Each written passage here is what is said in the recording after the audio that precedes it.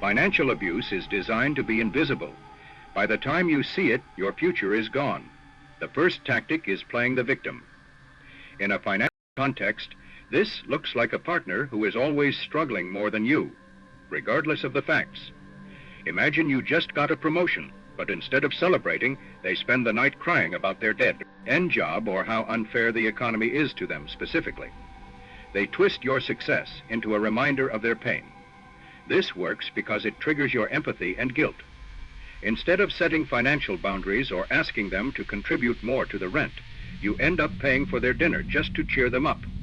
You become a provider out of pity, not a partner out of love. Watch for these red flag phrases. You don't know how hard it is to be me right now. Everyone gets lucky except me. Or it must be nice to not have to worry about money like I do. To defend yourself, separate your empathy from your bank account. You can offer emotional support without offering your credit card. If their struggle is a permanent personality trait, it is not a rough patch. It is a business model.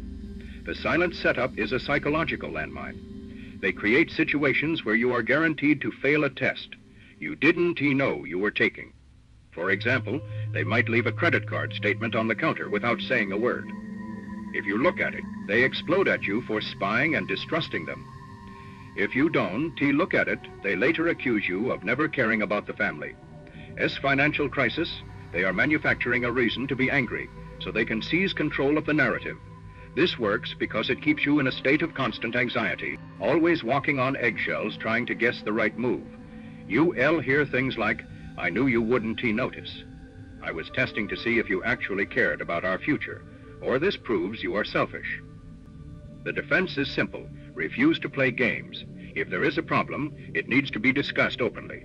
If they say you should have known, your response is, "I am not a mind reader." If you want to discuss finances, we do it like adults, not through riddles. Hoovering is the attempt to suck you back into the cycle after you've tried to gain financial independence. Maybe you finally opened your own savings account or mentioned moving out. Suddenly, the person who is draining your bank account is buying you expensive gifts or promising they finally found a high-paying job. They use nostalgia and grand promises to make you lower your guard. They want you to remember the good times when you first met and the money wasn't an issue.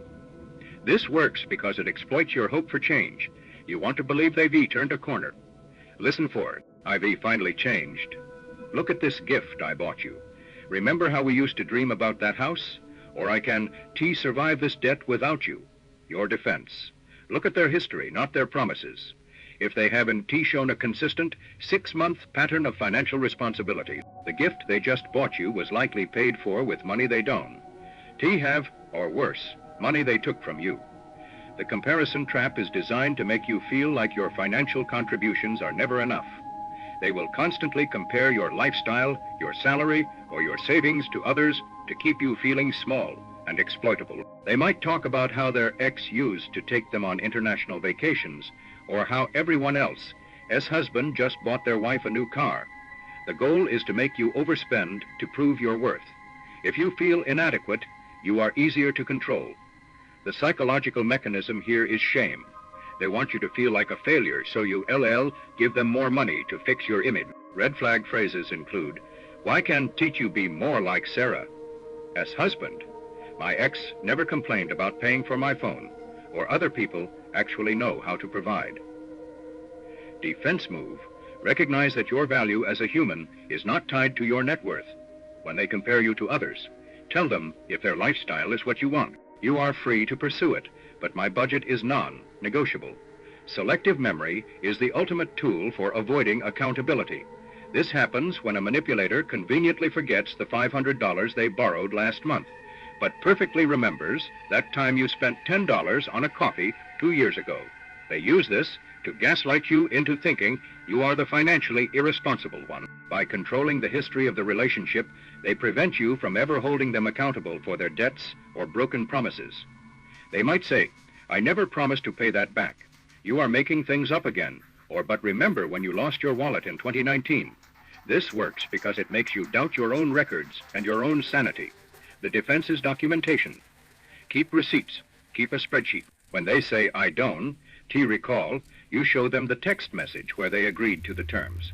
When they realize they can rewrite history, they lose their power. Transparency is the natural enemy of the manipulator. You now have the vocabulary to name the games that were meant to keep you in the dark.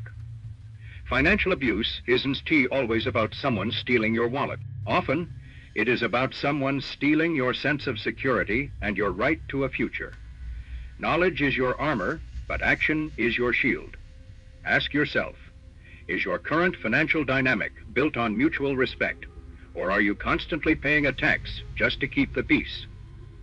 If you feel like you are constantly losing a game you didn't sign up for, it is time to stop playing. You deserve a partner who views your success as a shared victory, not a resource to be mined.